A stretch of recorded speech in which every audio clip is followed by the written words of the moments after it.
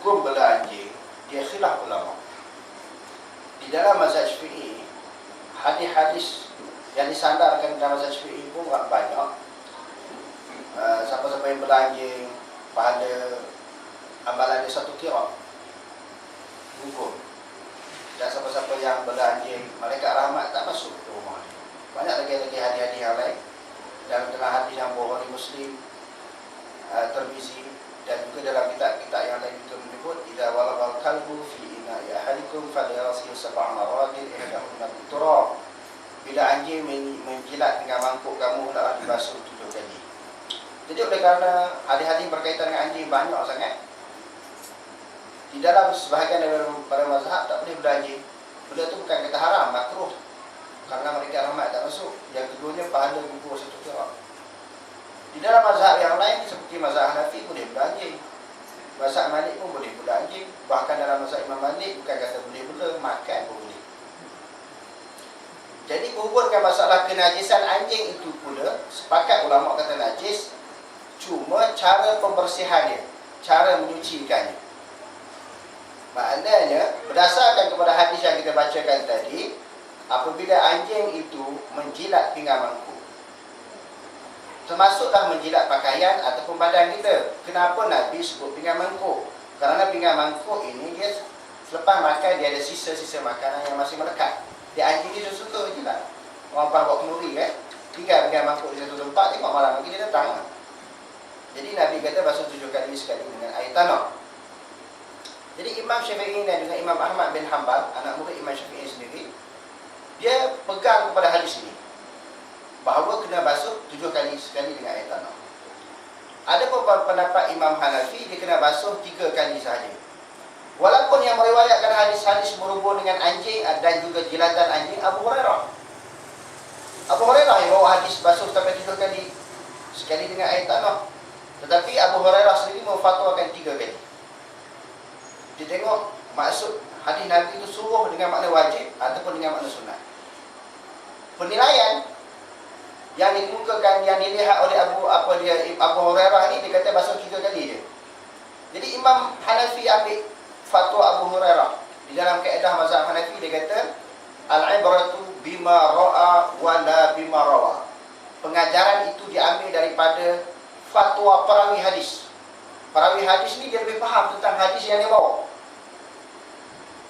Hadis itu kata begini-begini, tetapi dia lebih faham. Sebab tu dia basuh 3 kali tanpa air tanah dalam mazhab Hanafi. Mazhab kita 7 kali sekali dengan air tanah. Sebab memang Nabi sebut. Fatwa Abu Hurairah 3 kali tanpa air tanah, dan fatwa Abu Hurairah ni diamalkan di dalam mazhab Hanafi. Tuan-tuan pergi Pakistan, ulama-ulama pun bela anjing, main dengan anjing dia. Lepas tu dia basuh balik tangan dia, basuh 3 kali tanpa air tanah. Imam Malik dibasuh sekali saja. Sebab bagi dia hadis-hadis yang berkaitan dengan anjing dan jilatan anjing telah dimasukkan oleh Allah Ta'ala dalam Quran, di dalam surah Al-Ma'idah ayat yang keempat. Yas'alunaka madza uhilla lahum qul uhilla lakumut thayyibat wa ma 'allamtum minal jawarihi mukadzibina tu'allimunahunna mimma 'allamakumullah fakulu mimma amsakna 'alaikum wazkuru smallahi 'alaihi. Allah Ta'ala sebut, mereka akan tanya kamu wahai Muhammad berhubung dengan makanan-makanan yang dihalalkan. Jawablah kepada mereka, di antara makanan yang dihalalkan itu iaitu kamu melepaskan anjing beruang. Jawarihi maknanya seseekor binatang yang boleh melukakan binatang lain. Maknanya binatang buruan umum. Binatang buruan ni umum. Kucing ke kita gunakan, kita gunakan apa dia, harimau ke, singa ke, kita bela, jinakkan dia, kita latih dia untuk menangkap binatang lain. Kita boleh makan binatang yang ditangkap oleh binatang belaan dan asuhan kita. Sebahagian daripada binatang asuhan dan belaan itu yang biasa digunakan bukan dibina adalah anjing buruan. Dalam bab anjing buruan, dalam Quran kata dia tangkap binatang, binatang itu dibawa kepada tuan dia, boleh makan. Pertamanya binatang itu tidak perlu disembelih kalau dia telah mati. Yang keduanya Quran tidak menceritakan kena samak 7 kali. Sebab itu Imam Malik kita tak perlu samak, Quran mana cerita samak. Ayat yang kita bacakan tadi surah Al-Ma'idah, di antara surah yang terakhir diturunkan oleh Allah. diturunkan di Madinah. Sebahagian ulama kata lebih kurang 9 hari sebelum Rasulullah wafat, ayat ini diturunkan. Adapun hadis-hadis yang lama itu telah dimansuhkan dengan ayat tadi. Ini kata Imam Malik. Imam Malik kata hadis-hadis berkaitan dengan jilat anjing dimansuhkan, dibatalkan oleh Allah dengan ayat yang kita bacakan tadi, ayat 4 surah Al-Maidah. Jadi bagi Imam Malik ni masuk sekali. Yang kedua, hadis itu bermaksud dengan amrun ta'abbudi. Maknanya perintah bagi melahirkan perhambaan. Apa maksud? Jangan tak suruh buat. Begitu juga Imam Malik faham berhubung dengan pegang zakar tadi. Basuh, kena ambil ismayang. Sedangkan tak wajib dalam mazhab Imam Malik ambil ismayang ni, kecuali bila pegang zakar sampai keluar air mazi, baru dia wajib ambil ismayang. Kerana keluar air mazi itu batal ismayang. Kalau sekadar pegang, tak wajib ambil ismayang. Hadis suruh, itu dipanggil amrun ta'abbudi. Bila Allah Ta'ala dan Nabi suruh buat. Bukan masalah halal haram. Oleh kerana suruhan bagi melahirkan perhambaan. Apa yang Allah Ta'ala suruh buat je. Jangan tanya. Jangan petikan. Kenapa. Jangan. Imam Malik kata buat je. Bagi Imam Malik maknanya basuh 7 kali itu sunat saja. Yang pentingnya najis anjing ini basuh sekali. Sekarang kesimpulan, maknanya Imam Syafi'i dan juga Imam Ahmad bin Hanbal basuh 7 kali, sekali dengan air tanah. Pendapat yang kedua iaitu Abu Hanifah basuh 3 kali tanpa air tanah kerana disandarkan kepada fatwa Abu Hurairah. Pendapat yang ketiganya pendapat Imam Malik, basuh sekali saja tanpa air tanah sebagaimana najis-najis yang lain.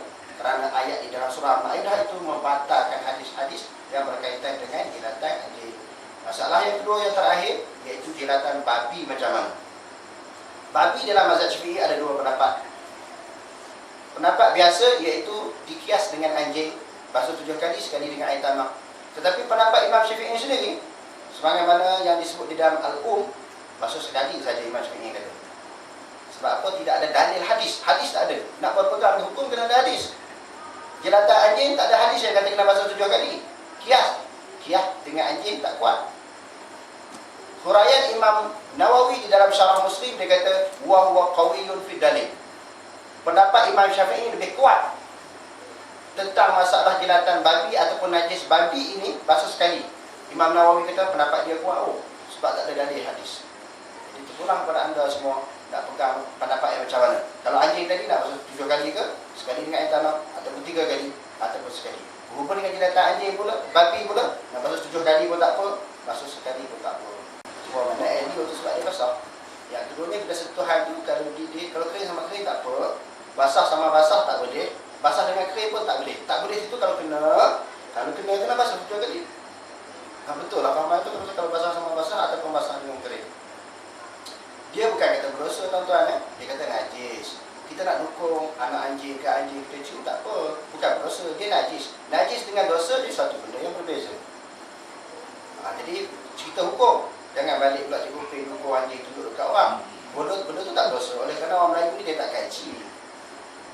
Ada satu fatwa saya baca berhubung dengan haram pakai baju yang dibuat daripada kulit babi. Bukan kata haram, dia kata najis. Najis dengan haram beza. Pegang perempuan yang bukan muhram, najis tak? Haram, dia tak kata najis. Pegang anjing najis, dia tidak haram. Kalau basah sama basah ataupun kering dengan basah. Kadang-kadang harus mengaji lama pun tak faham-faham, saya heran. So, macam mana mengaji ya? Macam mana tahu kita mengaji? Bila cuci tak ada dosa. Bila cuci tak ada dosa. Benda tu pun tak ada beza. Buat mengaji sangat lah dalam majlis pengajian tu. Bawa perempuan ada dosa ni. Perempuan berdosa, dia tak nak najis nak tengok Kalau orang cikgu pim buat motor ataupun dalam bonek kereta dia, bawa babi, dia nak dibuang tanam tempat lain. Orang nampak bubuh babi buang atas motor. Boleh. Bawa ke limai ke, dia nak ditanam lah kita kata. Bawa babi apa ni? Satu kampung tak kira orang alim, orang jahil akan kutuk dia. Besok pula bawa anak dara orang pula. Orang senyum. Supaya cikgu bangai budak-budak dulu nak buat. Apa masalah dia bawa anak dara orang? Orang boleh senyum pula. Sedangkan itu haram. Bawa babi tadi tidak haram. Bawa babi tadi dia nak tanam. Tengok cara orang fikir. Fikir tu dah rosak itu. Orang yang ngaji sendiri dah fikir rosak. Tak lagi rosak. Wallahu a'lam.